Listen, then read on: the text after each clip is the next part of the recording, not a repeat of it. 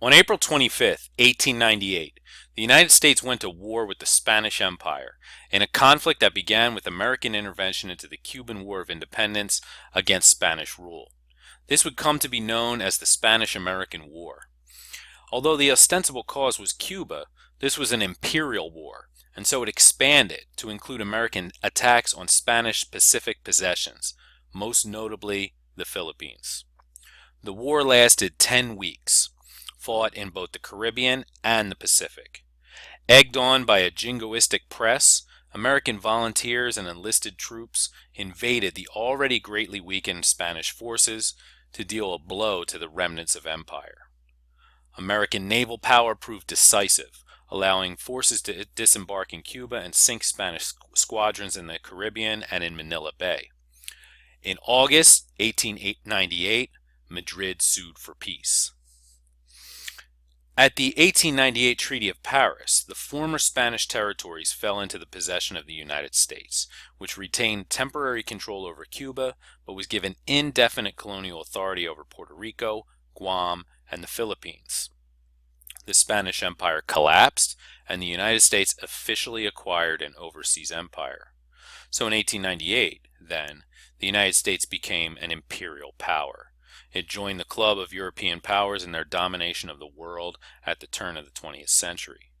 The year 1898, then, is considered by many historians to be a new point of departure in the history of the United States foreign relations, and a reversal of long Republican tradition.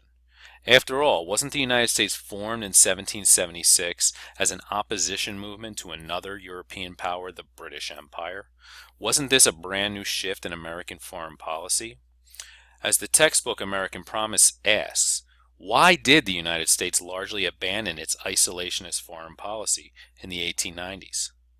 I want us to think about this question just for a little bit, and to consider a wide range of possible answers that help explain 1898. But first, I'd like to back up a bit and analyze the underlying assumptions of the question itself. What does it mean to say that the United States was isolationist in international matters?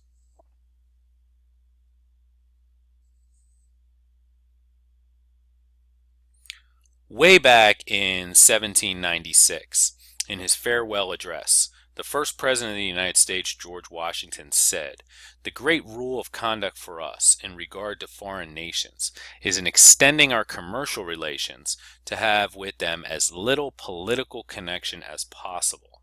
So far as we have already formed engagements, let them be fulfilled with perfect good faith, and here let us stop." Washington was referring to the conflicts that the United States had found itself in between European powers in the 1790s, in the first decade of the United States after the Constitution was ratified. The British Empire on the one hand and the French Republic on the other. As a new, fragile country, the United States struggled in its first decades to balance its strong desire to engage in the prosperous Atlantic world economy with its extreme reluctance to be caught up in European wars and political conflicts. In essence, George Washington was laying down advice for how to approach perhaps the most difficult and complex question of foreign relations. How does a country fully engage with the international community and yet remain separate from it? As we'll see, this problem will recur over and over through the centuries to the current day. Now, most American history textbooks will argue that U.S. foreign policy had, for most of the 19th century, been guided and dictated by the Monroe Doctrine.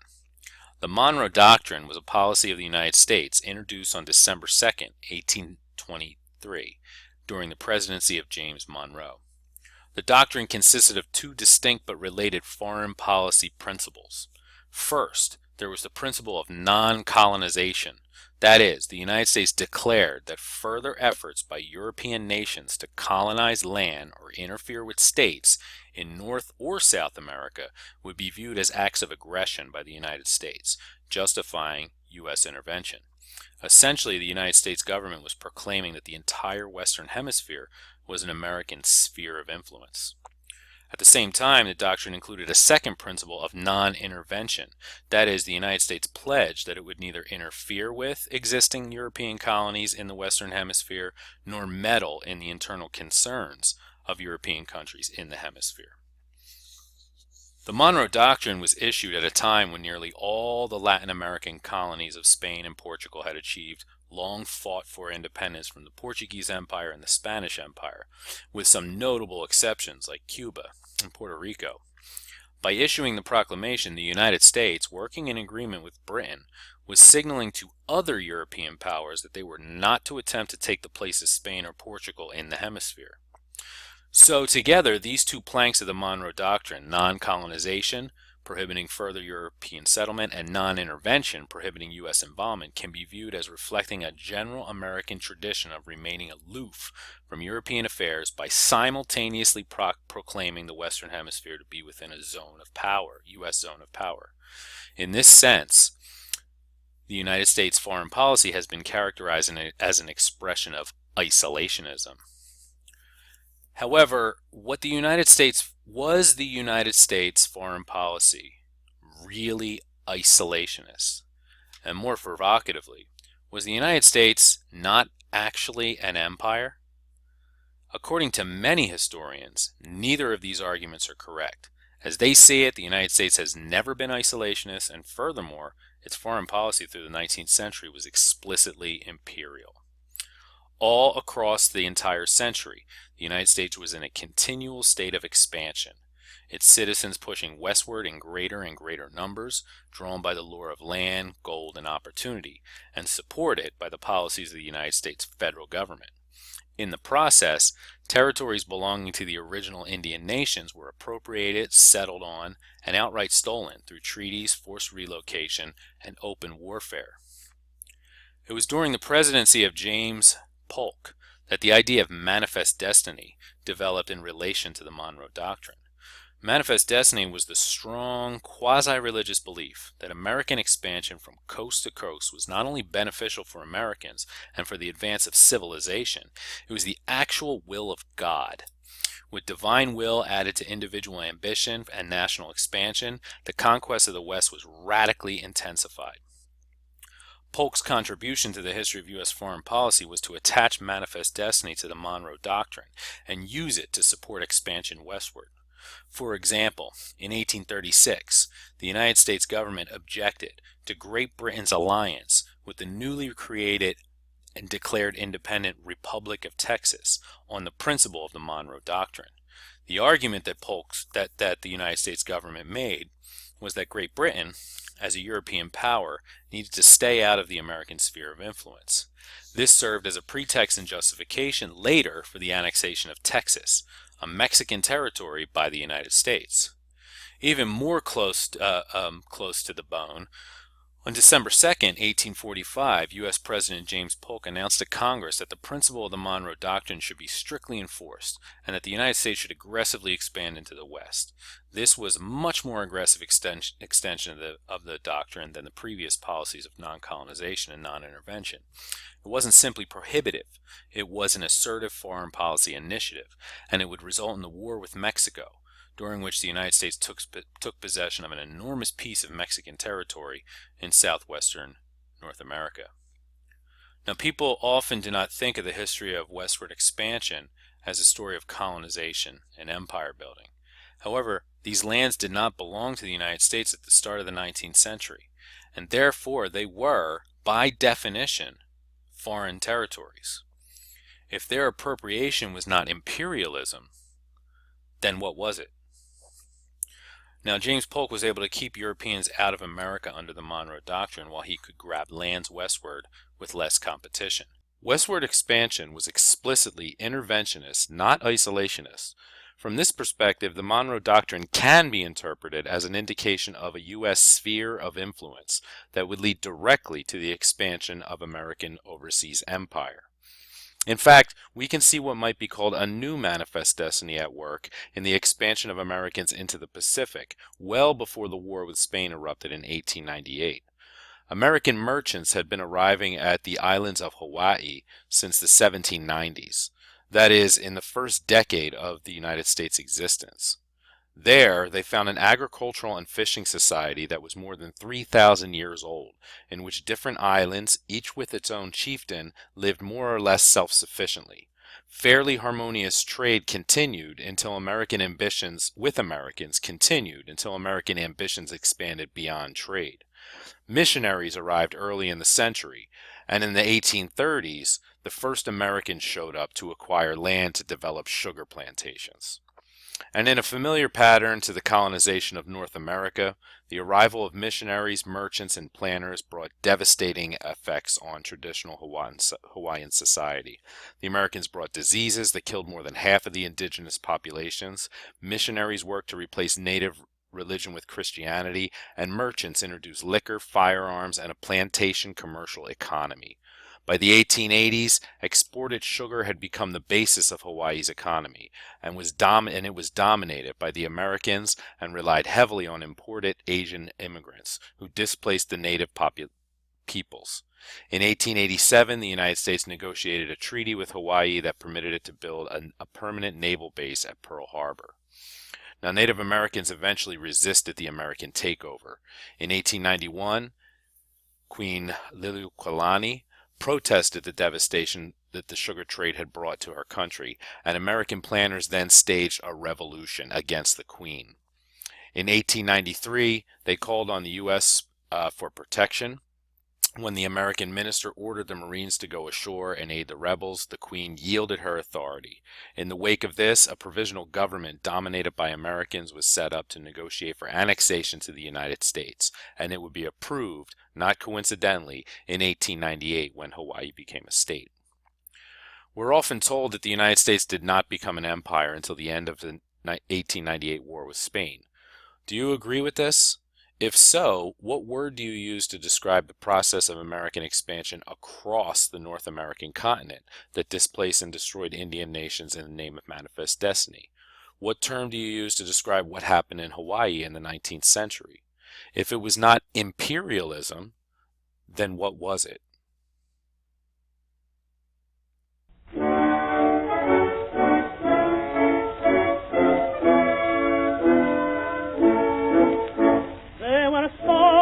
From the hillside, they were calling from the glen. Regardless of your position on the definition of empire, or on the accuracy of the term isolationism, it is undeniable that only at the end of the 19th century did the United States acquire and acknowledge overseas empire. The two historical questions for us to explore now are, why did this happen? And what were the consequences? On that first question, historians have written literally thousands of books and articles debating U.S. motives and foreign policy interests and the causes of the war itself. Some have laid great stress on nationalism and ideology, others on economic concerns and commercial interests. There have been arguments made about American strategic interests in the Caribbean and the Pacific, and about competition with other Europeans for empire. Social and cultural historians have explored the role of a fiercely jingoistic press in stoking American nationalism through yellow journalism. Others have pointed to deeply held racial concepts that led Americans to treat the Cuban and Filipino people as primitive children in need of training and civilization. And one historian has argued that the entire impulse to empire was driven by a severe crisis of masculinity in American men. Now, there is some validity to all these interpretations. It would seem that, like most events in human history, the truth is some complex mixture of many phenomena. So take the economic, for example. There's plenty of evidence of a rise in commercial interest in foreign lands in this period as a consequence of the great production brought about by the Industrial Revolution. Now, as the national market inside the United States swelled and reached capacity in some places, farmers and some manufacturers had come to depend on exports of their products for financial success. Producers, to put it simply, wanted overseas markets for their excess production. The result, some influential historians have argued, was that important business leaders tied closely to the mainstream press were pushing hard for overseas expansion, insisting that U.S. prosperity and security depended on it. Now, deeply entwined with these economic interests was imperial politics. Expansionists were driven by competitive impulses that were global in scope. Americans were well aware of the imperialist fever that was raging through Europe, leading to the major powers to partition most of Africa among themselves, and then turn their greedy eyes on the Far East and the Chinese Empire. Some Americans feared that they were quickly losing this global game and would be left out of these potential Asian markets. Drawing on social Darwinist ideas, they argued that the world was a constant struggle for survival of the fittest, and that the United States had to expand in accordance with these so-called natural laws. Now, a different argument can be made that what happened in 1898 was driven by military and strategic concerns. In fact, American expansion into the small islands of the Pacific had been taking place for several decades as a growing navy and string of military bases throughout the ocean appeared to protect the country's interests. A rising group of leaders were proponents of naval expansion, including Alfred T. Mahan and Teddy Roosevelt, both of whom insisted that the U.S. needed a powerful navy to protect the ocean highways and military bases at strategic points in the Pacific and Caribbean to support that navy. According to this interpretation, these strategic concerns brought the U.S. into conflict with Spain. And indeed, the conflict was lit by the sinking of a U.S. Navy vessel in Havana Harbor in Cuba, indication of the naval presence of the United States. But this war was also clearly shaped by racial assumptions and social Darwinist thinking. Many intertwined ideas encouraged empire: nationalism, capitalism, social Darwinism, racism, belief in cultural superiority. Imperialists asserted racial hierarchy of civilized peoples, with white Anglo-Saxons at the top, dark-skinned Africans and Indians on the bottom. The concept of white man's burden was extremely popular in Western imperial societies. That is, the belief that white people were dominant and needed to expand to civilize the inferior peoples of the world. This language is present all throughout the conflict in 1898. Now, consider the ostensible cause of U.S. intervention in the first place, that is, Cuba, and the treatment of the Cuban people by the Spanish government during the Cuban War for Independence. After several decades of resistance, Cubans mounted a new insurrection in 1895, led by the revolutionary poet Jose Marti. The rebellion soon attracted the sympathies of people in the United States. Popular newspapers reported the horrific atrocities committed by the Spanish under the governor, General Valeriano Weyler, who rounded up Cubans into detention camps to isolate rebels in the countryside and then destroyed their agriculture to starve them out. These policies of, quote, the butcher, as he was known, not only killed tens of thousands of Cubans, but also threatened American-owned sugar plantations in Cuba and regional commerce more broadly. So humanitarian concerns overlapped with economic interests to stoke American sentiment, and this was promoted deliberately by a sensationalist reporting in financially connected newspapers known as yellow journalism. The drummed-up emotion inflamed the political scene inside the United States. Both Grover Cleveland and his successor William McKinley sought to avoid war with the European power.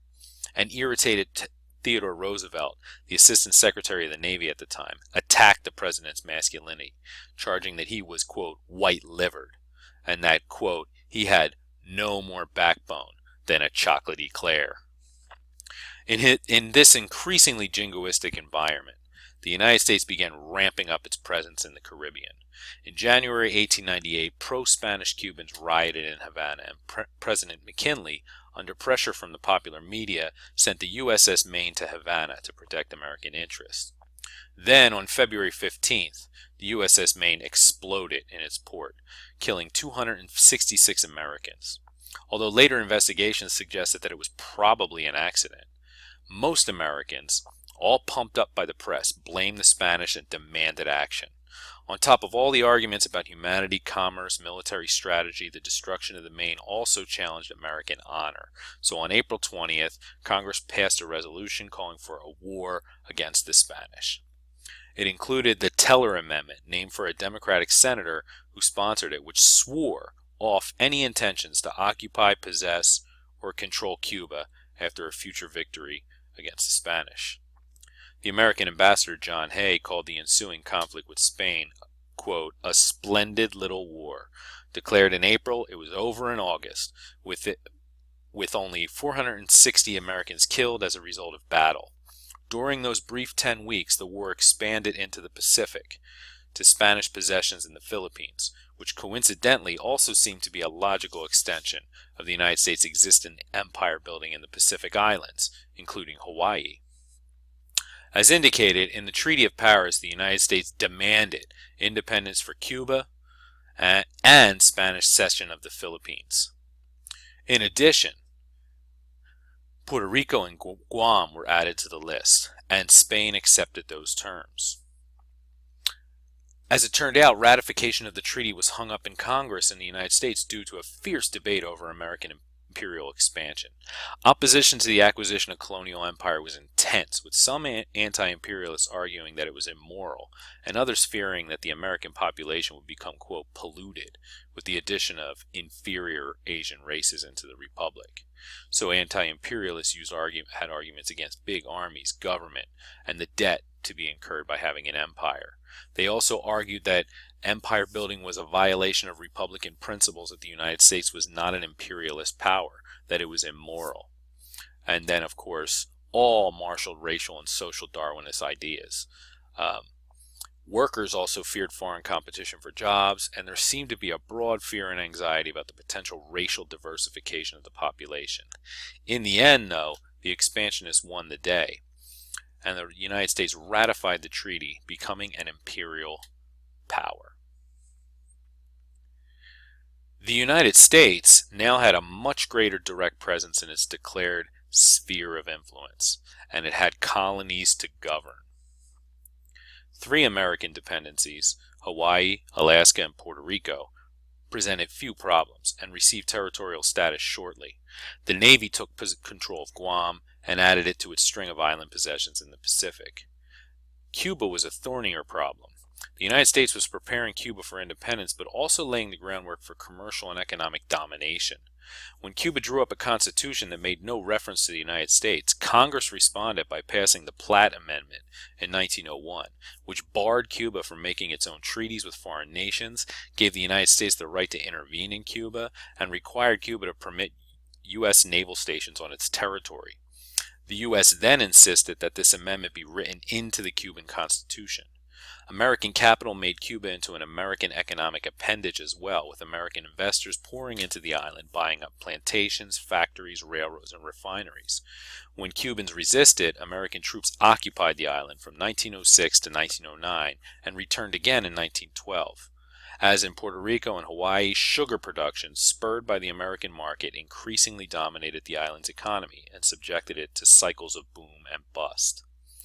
Like other imperial powers, the U.S. soon discovered that subjugating another people was not an easy task. The American experience in the Philippines began with a long and bloody war.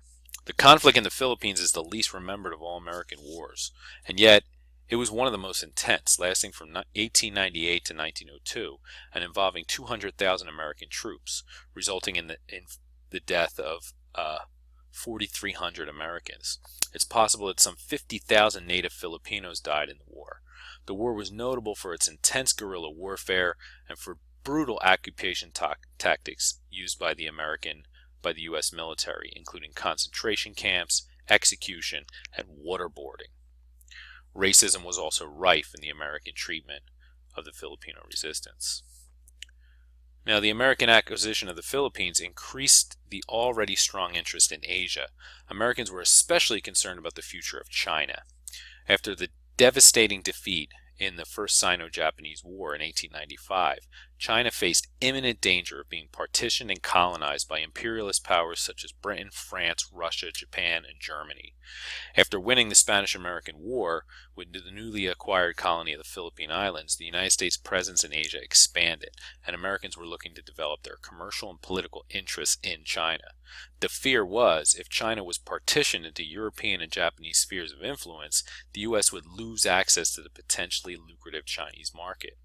So in 1900, Secretary of State John Hay delivered his Open Door Notes, a declaration, much like the Monroe Doctrine, issued to other European imperial powers, demanding the maintenance of China's integrity, no spheres of influence, and equal access to China's markets. That is, that China remain open and accessible to all countries for business. Europe and Japan received the open door notes coolly. Russia openly rejected them. The other powers claimed to accept them in principle, but complained that they were unable to act unless they were openly endorsed by all. John Hay simply acted as if every country had agreed, and the open door policy became the new basis of U.S. foreign policy. It was a very American doctrine that linked its international objectives and power to commercial and economic interests. And it became the basis for U.S. policy in Asia. Later, President Theodore Roosevelt followed his own, more aggressive version of the open door policy in Asia, agreeing to serve as an arbiter in a dispute between Japan and Russia over access to Chinese ports. This was a definite step in the direction of intervention and away from the non-intervention and isolationism of the Monroe Doctrine. Theodore Roosevelt believed in using American power in the world to, as he once said, speak softly and carry a big stick. But he had two different standards for using that power. Roosevelt believed that there was a distinction between the civilized and the uncivilized nations of the world. Civilized nations, as he defined them, were mainly white and Anglo-Saxon. Uncivilized nations were generally non-white, Latin, and Slavic. As he saw it, the civilized nations were industrial producers, the uncivilized nations the suppliers of raw materials and markets for products. In the name of national power, he also believed that the civilized nations had a right to intervene in the affairs of what he called backwards nations, to preserve order and stability. This belief in the obligation of a civilized nation to essentially police the world was one of the reasons why he was a big supporter of naval power, and by 1906 the United States Navy was surpassed only by that of Britain. With this ideology and racial view of international power, Teddy Roosevelt put an iron fist into the Monroe Doctrine in Latin America. In 1902, the government of Venezuela began to default on its debts to European bankers, and they were threatened by a blockade of naval forces of Britain, Italy, and Germany in response. Amid rumors that Germany planned to set up a permanent base in the area, Roosevelt, citing the Monroe Doctrine, used the threat of American force to compel the German Navy to withdraw. This incident helped to persuade Roosevelt that European intrusions into Latin America could result not only from aggression, but also from economic instability and financial irresponsibility in Latin America. As a result, in 1904, he announced what came to be known as the Roosevelt Corollary to the Monroe Doctrine.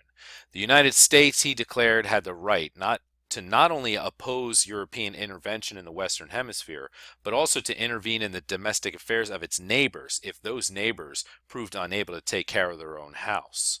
Under the pretext of the Roosevelt Corollary, the U.S. practiced an aggressively interventionist policy in Latin America that was very different than the pre-1898 forms of American diplomacy. And here you see a map of all the interventions the United States has done since 1898 up till 1930. A lot of activity in Latin and Central America. In 1903, when the corrupt and bankrupt government of the Dominican Republic collapsed into revolution, the country was unable to repay its $22 million debt to European nations. Using the rationale of the Roosevelt Corollary, the United States assumed control of the Dominican Republic's customs and distributed 45% to the Dominicans and the rest to foreign creditors. That same year, the United States helped organize and finance a revolution against the government of Colombia when it would not ratify a treaty to build the Panama Canal. U.S. naval forces were sent to support the rebellion, in the wake of which an independent state of Panama was declared, which the United States recognized immediately, and construction on the canal proceeded rapidly after that.